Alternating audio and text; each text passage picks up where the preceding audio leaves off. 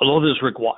This is another Coffee and Conquest, and I just wanted to share a couple of best practices that we did way back in Q4 and also Q1 that we are starting to see some great results. And this involves service as well as sales. So let's take a look at service for a moment.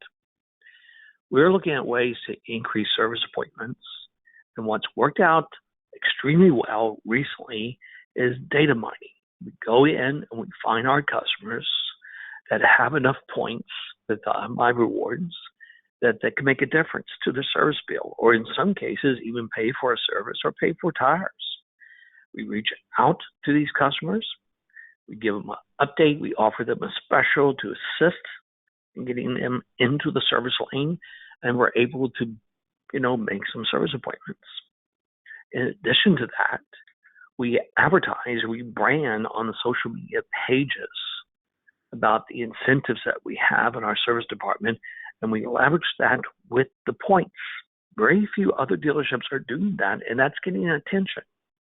And we can also offer double points as well when we reach out to our previous service customers and we reach out to our local market, doing some digital branding using social media. So that's one thing. The other item is that we've been able to see an increase in our RO averages, again, by leveraging our points. Now, what I mean by this is that, of course, we're always asking our customers, are you going to use your points today? We always do that. In addition to that, we always talk about the points when they pull up. But why not? Because we know they're there to have a service work done, and they're going to pay for that. But why don't we hold off and wait until we sit down with them at some point where they're there and say that we found these additional items that you may want to have done today. We do that all the time, right? Many times these customers are already a little bit stressed out with service, and they'll say, no, I'm going to wait. I'm not going to spend any money at this point doing that. I'll do it at a later date. But if we let them know at that point they have points, and maybe enough points to pay for this upgrade, or at least enough points to put a dent in what the cost is, they're more likely to say yes. And we are finding that out. They are saying yes. The points are an ideal way, used correctly, to help with the upgrade. And of course, we see an increase in our average RO ticket. Not a bad thing to consider and to look at. Okay, let's move over to sales. I've been talking about 20 additional sales per month using some of these basic best practices, and it's happening. In one area is we go back to service and we leverage the service department. We look at customers that have a positive equity situation in their loan. We look at vehicles that they have that we would like to have on the use lot. We have a board in the service lane. We have a board in the lounge that highlights and gives a list of vehicles that we would like to outright purchase. And a little hint here. We can take a look who's come in to visit our service lane, and we see what they're driving, what they have, and we can list that vehicle on that board. In some cases, they're going to raise their hand. They're going to come to you proactively and say, hey, I'm interested in that. Why not, with every RO, we attach a offer to purchase? Maybe we'll use a KBB value for their vehicle and say we might be able to do something better than that. But in every opportunity, we do offer the purchase. When our BDC service team follows up with them after their visit to see how the visit went, let them ask and engage with them if they have interest in just outright selling their vehicle. What about those rare occasions that something is wrong with their vehicle, the service bill is going to be pretty hefty, and they're trying to make a decision if they're going to pull the trigger to have the service work done or not? We can make an offer to purchase at that time as well.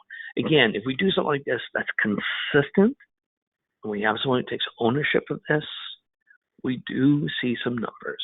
And if you go into your reports, we're noticing that some of your customers are defecting within 90 days after leaving the service lane and buying another vehicle elsewhere. So these are prime candidates to re-engage to sell another vehicle to. Let's also take a look at re-engaging your past customers that are in market. You've heard me talk about this all the time. Our close rates are getting better with this.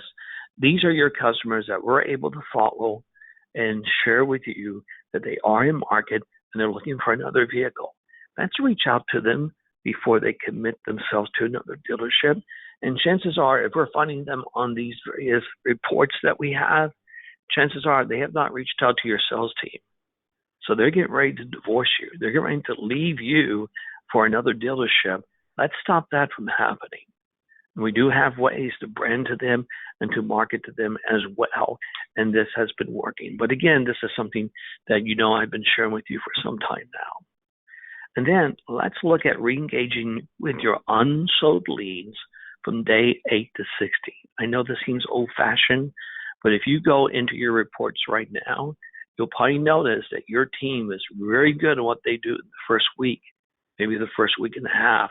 But overall in our industry, we have started to drop the ball, or we have been dropping the ball in days 8 to day 60, and you'll see that in your own reports. Let's re-engage them. Let's put together a 60-day follow-up plan, a real 60-day follow-up plan that includes videos, that includes text messaging, and that includes some scripting that's different than the old-fashioned, hey, are you still in the market? And you look at these particular days that I have listed here on this screenshot, there's a reason I have these particular days, because we're finding that these particular days seem to be some type of trigger point with many of these unsold leads. So let's put something together in that area as well. So to wrap this up, these best practices do work, and they work 100% of the time if they're put in correctly. Let's set a champion within your dealership that's going to monitor the progress of each of these best practices or action items. Have them take ownership of it, because if we just ask for this to be done, it won't happen. Someone has to take ownership, make it happen, follow up with it, and report to the department heads at least once a month. I ideally say once a week. And let's have fun when we create these. Let's offer some incentives to our employees, some bonuses, and some contests pertaining to these particular action items. Let's have fun with it. Well, anyway, those are my thoughts. I just want to share some best practices. And of course, as I always say, success is a choice, and go out and make it a great day. Take care.